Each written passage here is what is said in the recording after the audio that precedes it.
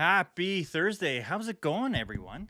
How is it going? So, if you guys are joining live or if you're watching the replay, that's fantastic. Hello, happy Thursday. And today we're going to be talking about frictionless and repeatable everything.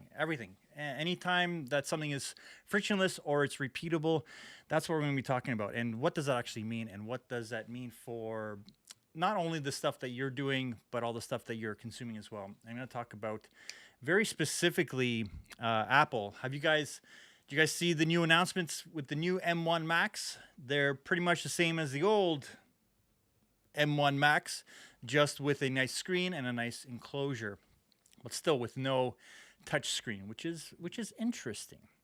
Sorry, hold on, let me just do one thing. Let me get my stuff in order. Again, today, busy day. How was everyone's week? Did everyone have a great week? Roger, nice to see you. How's it going? Happy Thursday. All right. That is good. And leave that like that. Can I see? I'm playing with Ecamm Live. I'm starting to like it a lot. Give me 1 second. So again, after last week, after After last week's live stream, I actually got into a conversation with someone talking about how I wish there was a way, because last week we talked about too much social, that there's too many social media sites to actually to maintain all at once. And I got into a discussion with someone talking about how I wish there was a way that I could post one video onto YouTube, and there was a way to take that video or live stream and it'll automatically make snippets from it and then post it to all these other ones on a scheduled basis, and then it's repeatable in that way. If there was some magic app that would just do that, find those minute-long little snippets, and it would push it to all the different reels on Instagram, on Twitter, on TikTok, and just prep it and form it. Use the AI, I guess, would be an awesome way to kind of work, because then you would be able to focus more on what the content that you're trying to build, instead of trying to maintain the content that you're pushing out there in a way.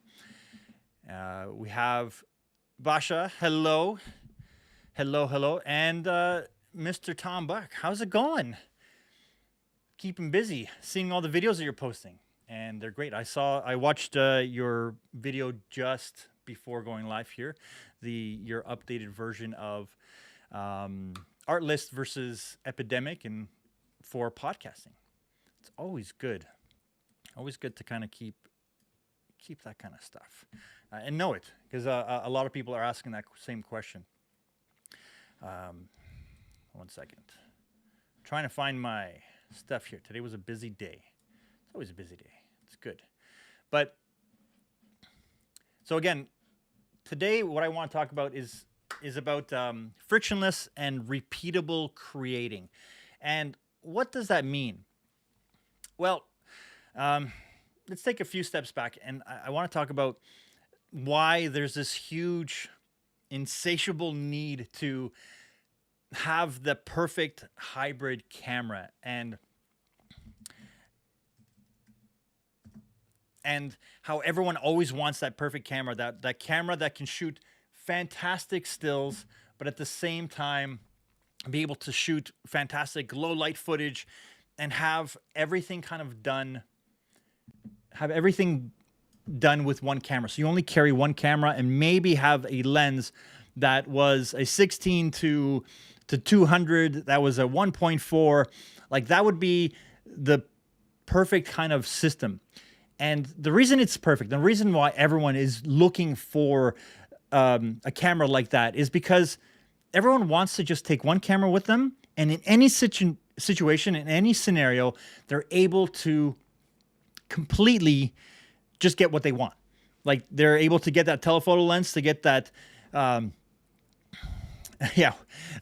able to get that perfect shot, or they're able to get that slow-mo, that super slow-mo B-roll if there was an opportunity to shoot at 1,000 frames per second, and just having that. And that perfect camera, if it ever will exist, it will make the entire process of creating very frictionless. And Roger, where can you get a lens? It's up here in my mind, and I'm trying to build it as well with the camera. And anytime there is any kind of sticking point, anytime there is a moment where there's a hesitation or some kind of block to create, a lot of creatives just be like, you know what? No, I'll do it once, but I don't want to do that again. And that's why when you set up systems, when you set up a repeatable pattern that you can do, and it's at the quality that you want, that's when you remove that friction from creating. And that's when having an opportunity to create in a way where you're not blocked by the technology, you're not blocked by some kind of pitfalls, you're not blocked by any kind of things that would slow you down. And that's one of the things I kind of talk about, Mac versus PC. There are a lot of people that understand how to build a computer and how to fine-tune the performance and make it fantastic. But for me, that is a huge friction point.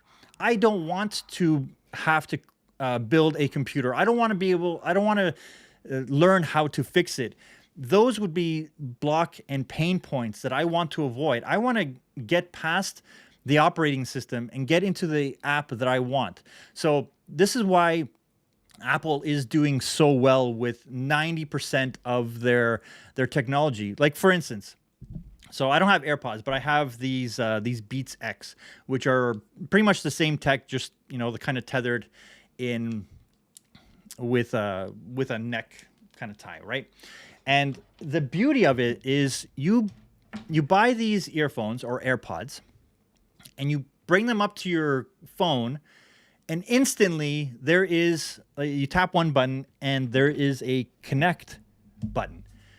That's frictionless. That is being able to understand the customer, that Apple is able to understand the customer and find a way to remove go to Bluetooth and then go into settings and then check this but make sure it's on this bandwidth. And if it's not working, here are all the problem solving things that you need to do. And the way they've done that with so many of their products with the iPhone, and you buy a new iPhone and now you can switch all your iCloud stuff onto the new iPhone and then unprogram the second or your old iPhone. Like, that is a frictionless experience, and everyone's always striving for that. But when it comes to creatives, there are systems that you can put into place. There are systems that you can do, and it starts right at the beginning, even when you're learning something. If there are friction points, if there are pain points to learning, most people won't pick up the next chapter. Most people won't even move on to the next thing that they need to learn. So that's why teaching in a really concise way is so important, because you almost have to understand what those pain points will be for a lot of students. You need to understand what those friction points. I don't know what other terminology you use, because it's like literally like you're like, yeah, I'm gonna go, and then you're just stop. And so when a lot of the great teachers that I've had the pleasure of teaching me, they've always found a way to understand how my brain works compared to all the other students, and then be able to weave a narrative or a story or a path that shows how to learn it properly. Not just to learn it, but to actually understand it. And the more I work with clients, the more I understand that there are definitely clients that you need to kind of hold their hand and teach them as you go, and remove those pain points, remove those friction points, to have them understand why certain things need to happen, because just communication alone can be enough to remove the friction in a lot of scenarios. So once the friction is removed, that makes a lot of these processes repeatable, meaning that, oh, that wasn't too hard. I can do that again. I see myself doing that again. So even when doing lessons and learning stuff, you can go in and really create I think I'm talking about this because I'm trying to figure out a course that I would want to do. And there are ways to build something and trying to understand people that don't understand the thing that you're trying to teach them. So I want to talk about more. So yeah, specifically creating. So let's talk about photography. Let's talk about the post-production part. And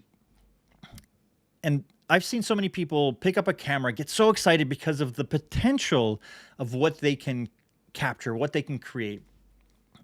And because they don't understand the camera well enough, they don't understand the shutter speed, the ISO, the f-stop, or depth of field, or all those things. They just know what they want to be able to create.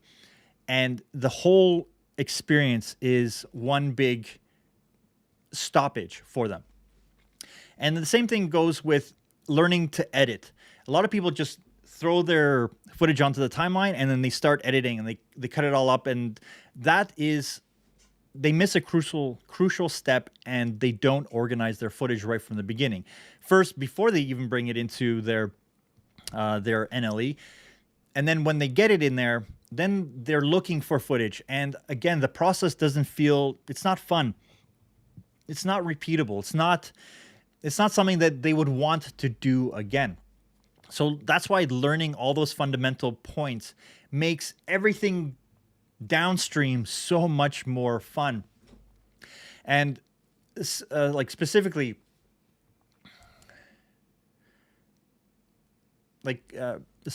with with editing, it doesn't matter. Once you know that fundamental, once you know that part of organizing your footage right from the beginning, it doesn't matter what NLE you'll use. The process will be repeatable. You'll be excited to continue doing that. And it really comes down to the human factor. What we all strive for is that easiest path to completion. And I'm not saying that everything should be easy. I'm not saying that there isn't skill required to create really good creative work. It's understanding how to make every part of that process frictionless.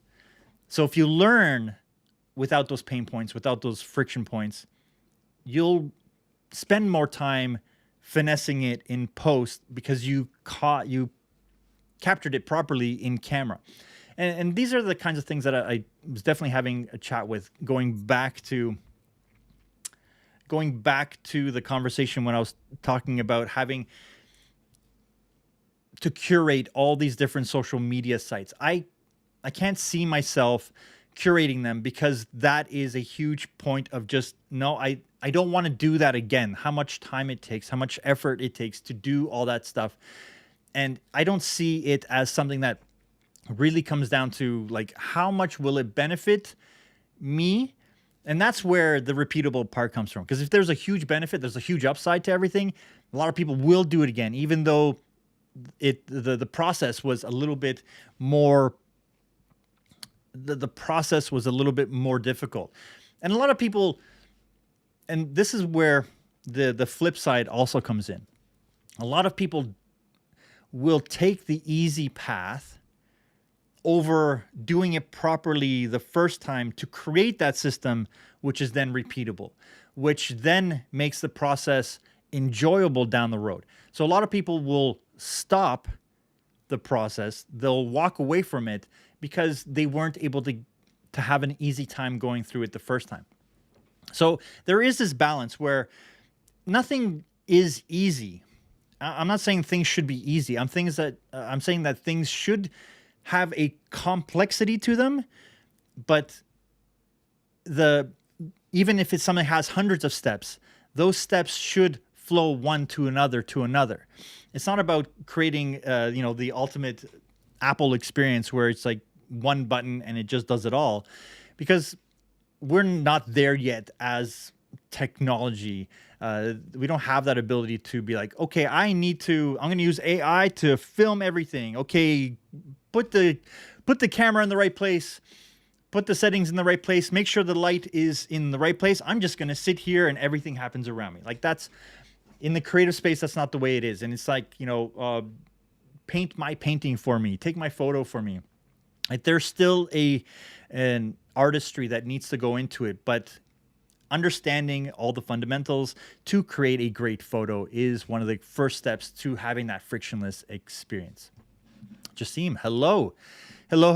Happy Thursday. Joining the live stream. All right. So many companies actually, so many companies strive for that frictionless consumer experience.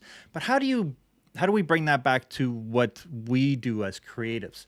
Like, one of the things, like the video that I posted yesterday, it talked about how a lot of creatives have a hard time talking about money because a lot of people feel that it is a friction point, that it is a pain point. They don't want to talk about it. But the moment that they do and they talk about it freely, they actually realize that it is a repeatable thing that you can do, and most people are willing to talk about it, especially the clients that you work with. So how do you go about thinking about stuff and making it frictionless and repeatable?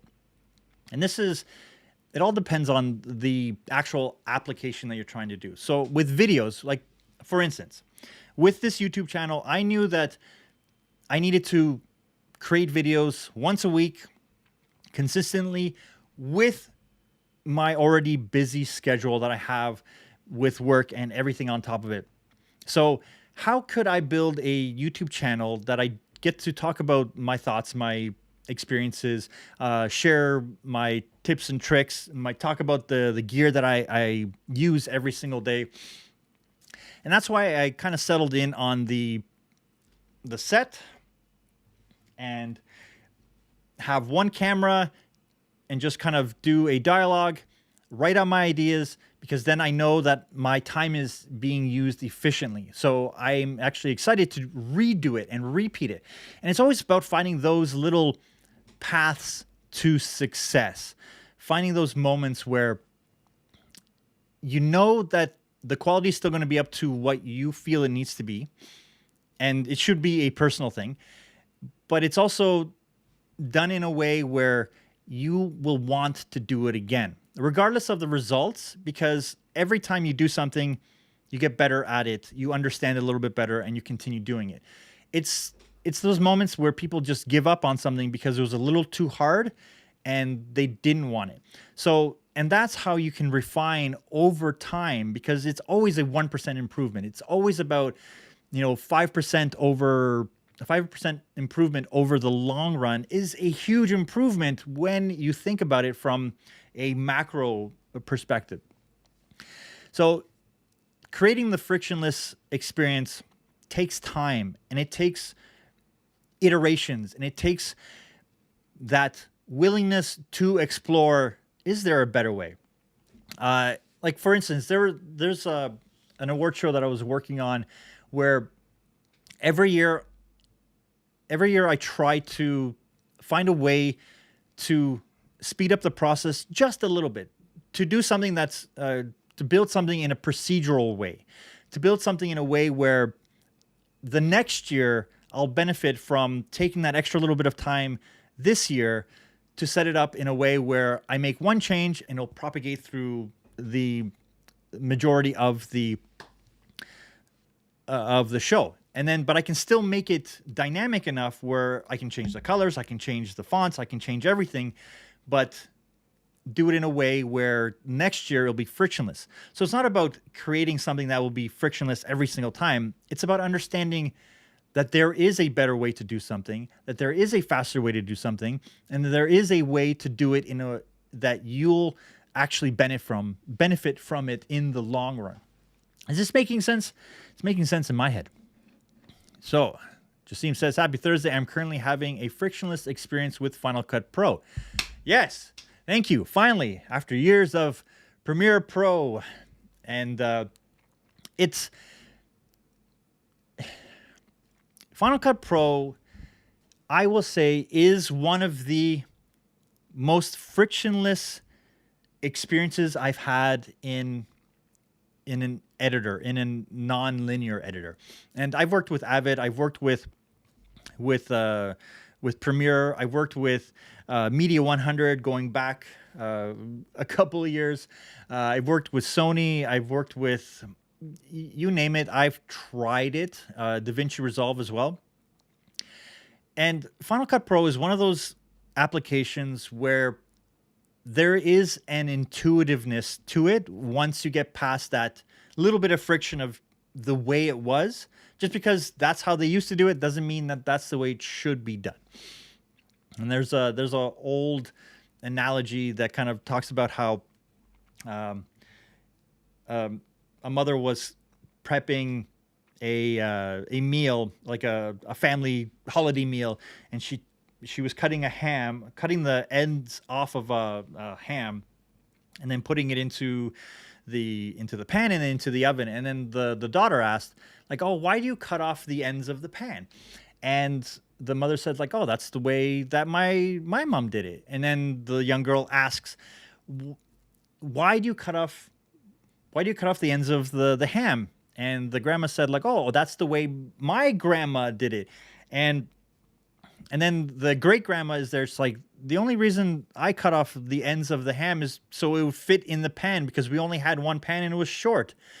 And so this tradition happened, that's the way it needs to be done. That's the way it needs to happen. And it's because of a necessity that happened years ago that people continue that tradition. So I recommend always looking for better ways to do something. Just because there was friction this time doesn't mean that there's a better way to do it, especially if it's something that innately you want to be part of and that you want to do. So Roger, you did a video. Roger's here. Hold on, let me see this. Having a dedicated space to film YouTube videos where you can just sit down and your camera's always ready just to hit record. I can imagine that is a friction. Yes, absolutely.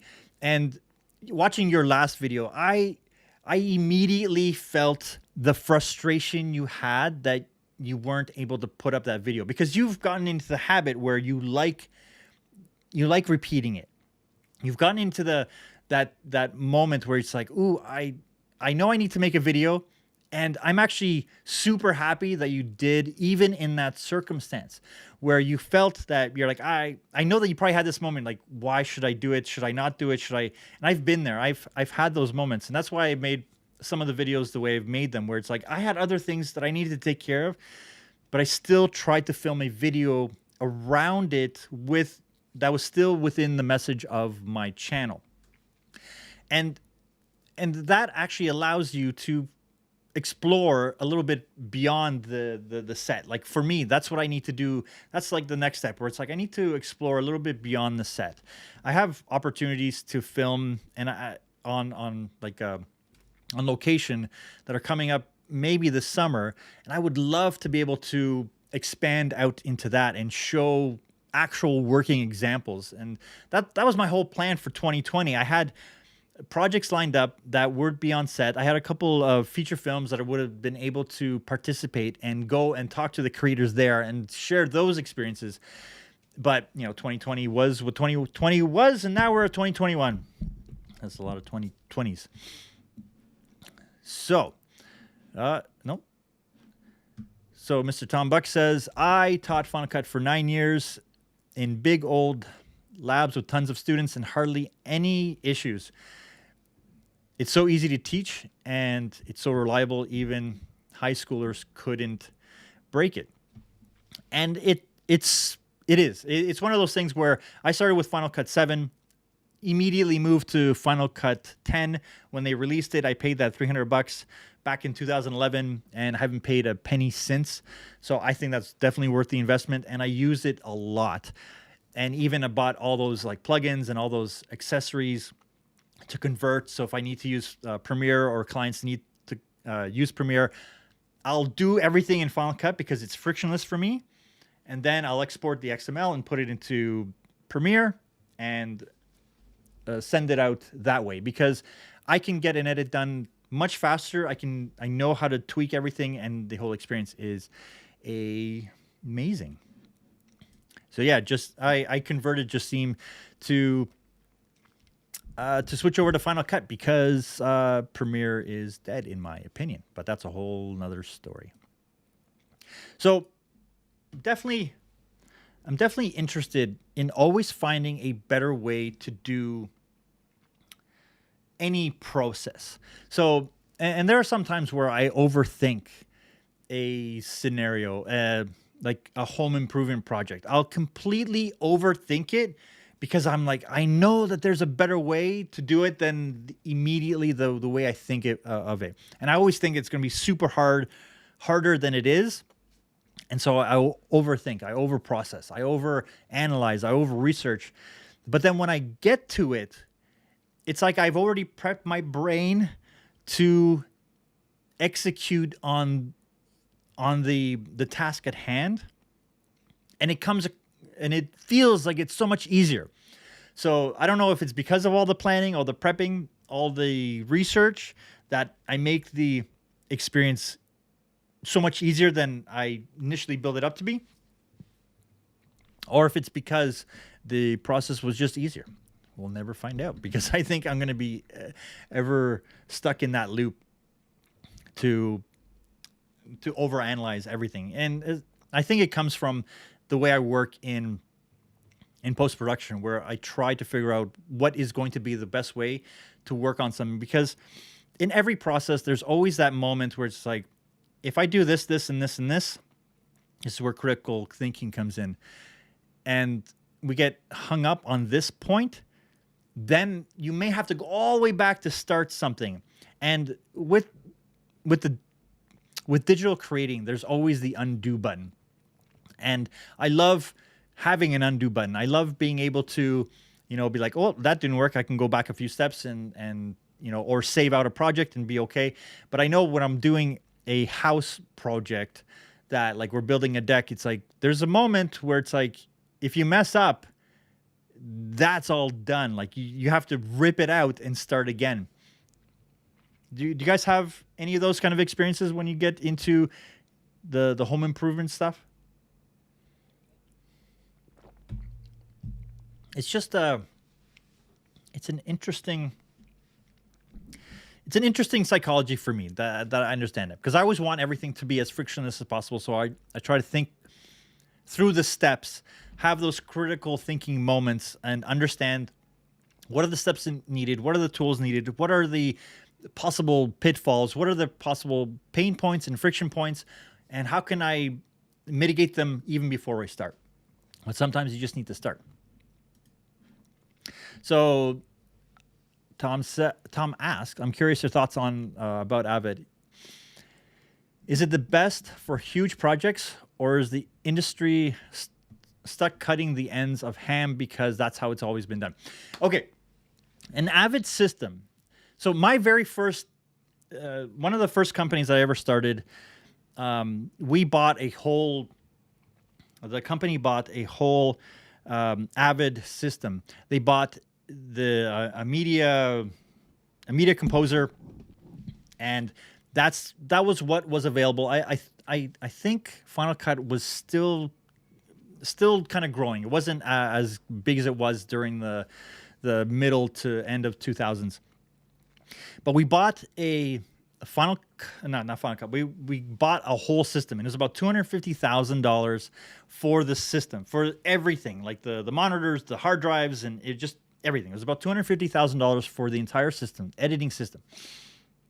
And every Avid system that Avid sells, they try to sell it as a huge system. They have hardware, everything's all working together, and there's a process how to do it. You have to ingest, you have to do so many different things. And when a post-production facility opens, one of the first things that they do is they buy several editing stations. And so they can put in $1, $2, $3, $5 million worth of equipment that they bank on making that money back. So there is no need for them to update anything for a long time, 5, 10 years. So the industry standard, what that means, and I think I mentioned this before, industry standard means that we paid a lot of money for this, so we're in no rush to change anything until this has paid for itself, made us profit, and then we can look at something that may be a little bit better. But at that point, there's always something new, and then they just buy into the same thing because it's the industry standard. And the reason most companies do that is because it's frictionless. They already know how to use it. They already know how to work with it. So they don't want to switch their process because it's already working for them. And the companies that it doesn't work for, they end up going out of business and they sell their stuff. So are there cheaper ways to do something? Absolutely. Are there better ways to do it that will cost a little bit more? That's Apple's standpoint, where they try to have that customer experience, the user experience, which is so frictionless. it's hard for people to switch to something that is a bit more complicated, even a little bit more complicated. I remember I had to work on a Windows machine for a couple months on a project, and it frustrated me so much because if there was a driver issue, I was like, forget it. I don't want to do it. Like, I just want to continue working on a Mac. And my plan was to update my Mac Pro at the beginning of last year, but then the whole lockdowns happened. So I was like, okay, I'm just going to hold out and see. I didn't want to put that big investment into it. And now kind of looking forward, it's like the entire time everyone's like, you can, for that kind of money, you can buy a great machine that's going to, PC that will do so many great things. But I don't want to have a PC because I know that it's going to cause a lot of friction that I don't want to go into. And it's the same mentality as those companies. There may be something a little bit cheaper that'll be even stronger, but I'd rather have something that I just know how to use and continue with it. And I like the way Apple kind of works with it. So for instance, having the EOS R, let me know if this is out of sync. It seems a little bit out of sync. But having the EOS R, and I want to get an XLR mic into it. So I don't want to buy anything else. I don't want to buy any kind of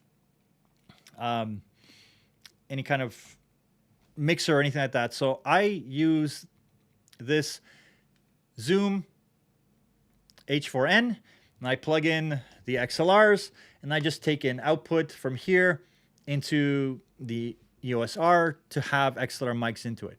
But I don't like doing that. Oops. Stuff's falling off of my shelf. Because I haven't talked about my shelf. That's right. Thank you, shelf, for reminding me. But so I'd rather buy a Rode mic that goes directly into an EOS R because there's less steps that have to happen.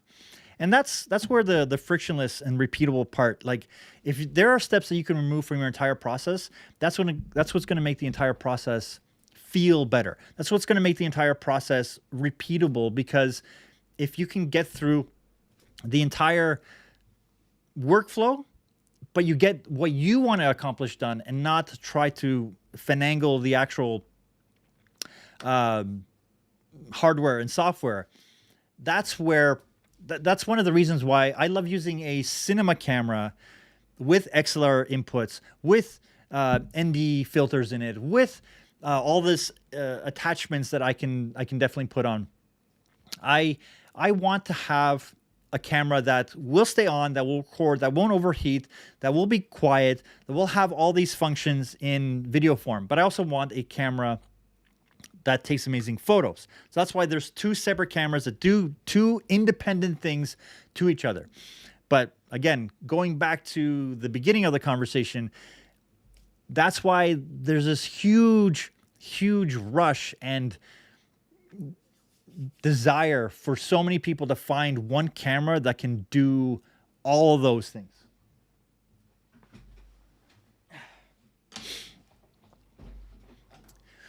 If there was a camera, let me ask you this. If there was a camera that came out that had cinema quality footage, it was full frame, it could do 240 frames a second, it had built-in ND filters, you can plug in professional microphones or not, maybe even Bluetooth microphones, it had all the false color, the peaking, the zebras, it had places where you can attach everything to it, but it also took amazing high-res quality photos at the flip of switch, or even while you're recording, you can just push the button and be like, I want a high-res photo of this.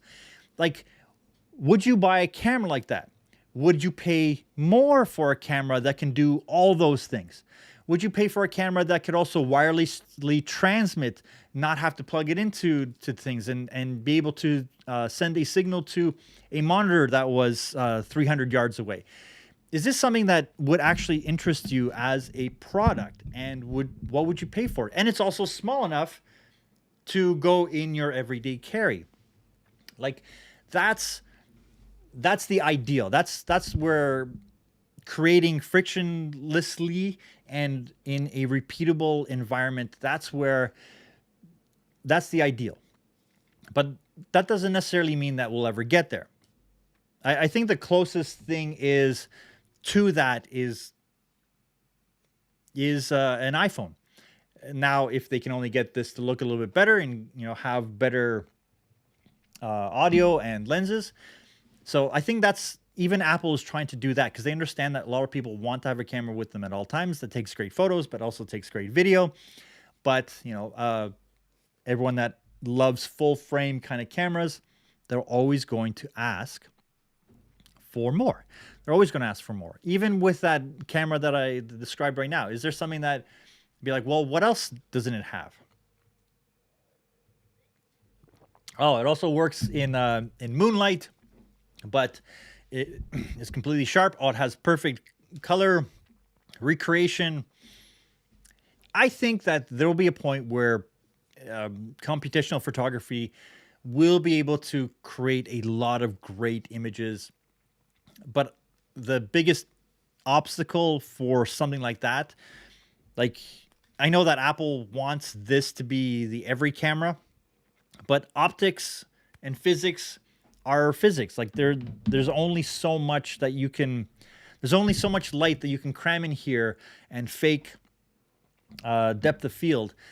But even that, I think that will turn into something that a lot of people will be okay with. That fake depth of field. I think the algorithm will get better. I think the AI will get better and be able to recreate a photo that was taken on a full frame DSLR or even medium format camera and recreate that feeling of that depth, that recreate that optics. And it's just a matter of time, I honestly feel. So like, how many of you use PCs over Macs? Like, I love using a Mac over a PC mainly because it has AirDrop. I'm able to quickly take a photo with my iPhone, send it over to the Mac, and then post it, or vice versa. Edit something in Final Cut or in Photoshop, send it to my phone, post it to Instagram, which I don't do that much. But even copying it to be able to send to someone else, like there's so many little things that just make the whole experience of working on a Mac for me personally so much enjoyable comparatively to like even just searching something with Spotlight. I had a frustration trying to do that on a PC.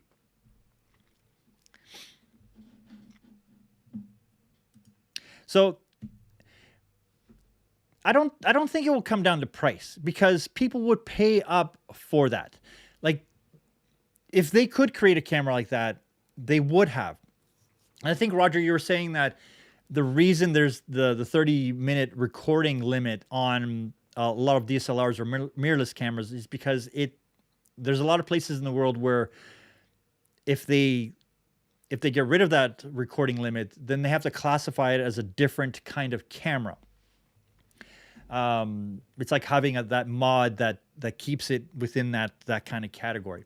So I'm definitely interested in finding a little bit more about that. But I don't think price would be an issue because the initial first version of that camera would definitely be expensive. But I think a lot of other manufacturers, if they see the demand is high for that, I think they would kind of go for that. Again, I don't think it would be $1 million. Maybe. Initially. Maybe there's one out there. I probably just watched someone on YouTube talk about the most expensive camera. Me too. And they would get a lot of views, probably.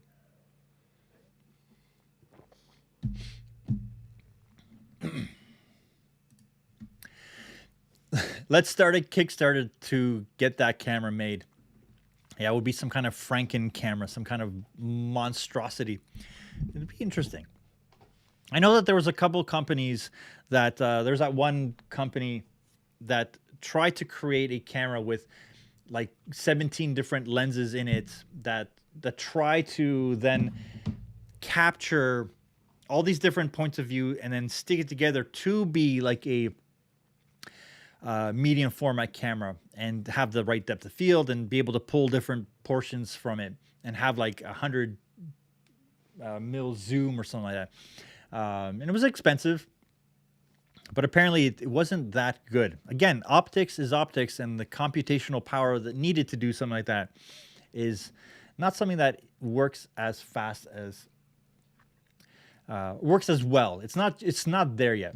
And if you guys haven't seen, make sure you check out 2-minute papers where they talk about the latest in a lot of video and photo stuff and AI and how it's all coming together and being able to recreate and game engines and all that stuff. It's the stuff that they're able to do is kind of crazy. Where the last one, I think a couple days ago, that they posted, where they're able to take an image and the computer was able to tell that the water should be moving, and it would animate the water like even in a waterfall, but everything else will remain stationary.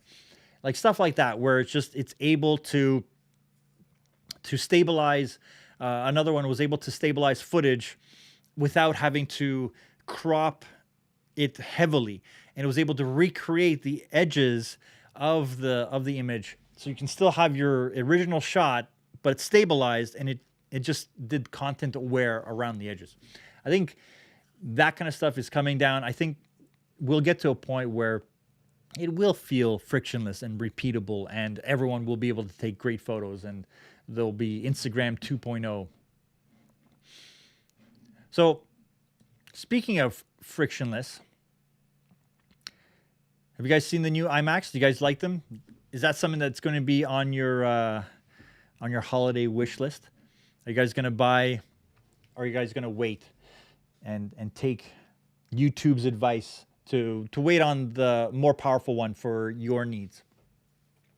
I think it looks fantastic. I think it looks beautiful. I was surprised that there was still the chin at the bottom, but when they kind of got into it a little bit more, where that's where the entire computer is, they essentially stuffed a Mac Pro 13-inch in that little bottom part, and you know, that's why the chin is there.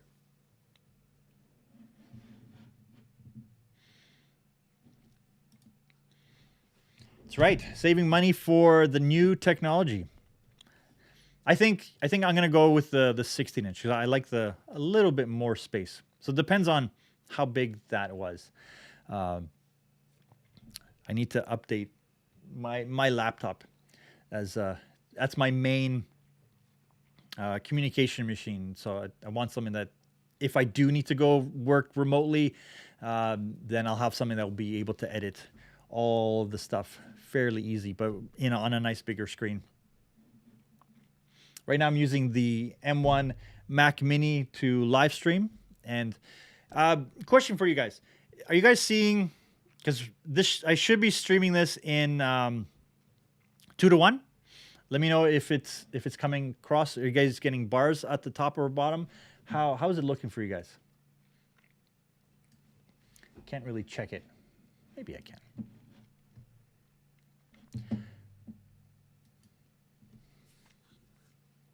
So with the frictionless and repeatable, it really comes down to, and this is one of the things I love about the EOS R and the RF system, but using the EF glass, is having that adapter ring, having the ND filter behind, because I know that no matter which lens I have, which lens I'm using, I'm able to have an ND filter. That's one of those moments where it's like, I love that. I love that because I know that I can just use it the way I'd want to use it. I want to be able to create the way I want to create. And that's why practice actually makes such a big advantage for a lot of creatives, because they're able to find a way to do the process better and refine the process over time. And when you can learn that from other people and learn that process, and that's where the whole YouTube learner economy really comes into play, where everyone is sharing the tips and tricks that actually help them.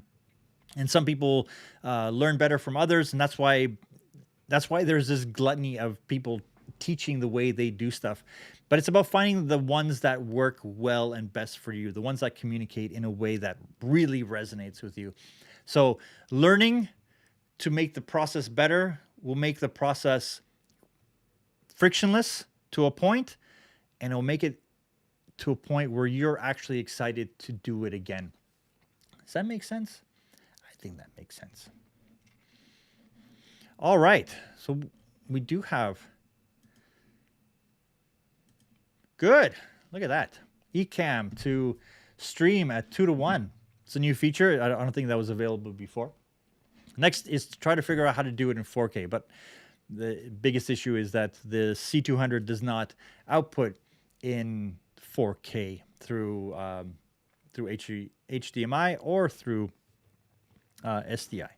But it's not a pain point. It's not a friction point. I'm still liking this. So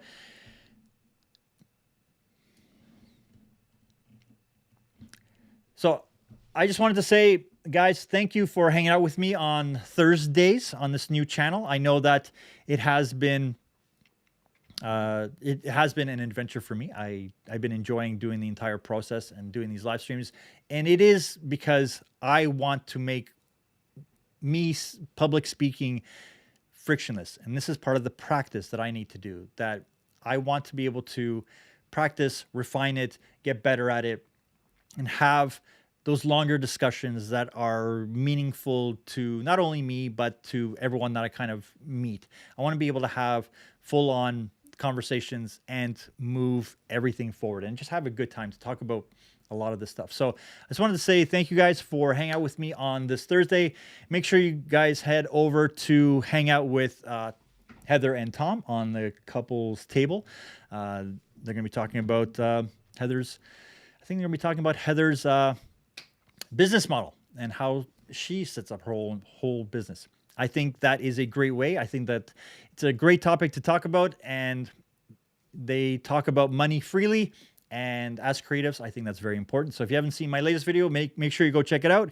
It's about creators talking about money and not only talking about it, but earning it, spending it, managing it, and understanding how important it is for the entire process. Anyways, guys, happy Thursday. I will talk to you guys next week. Bye for now.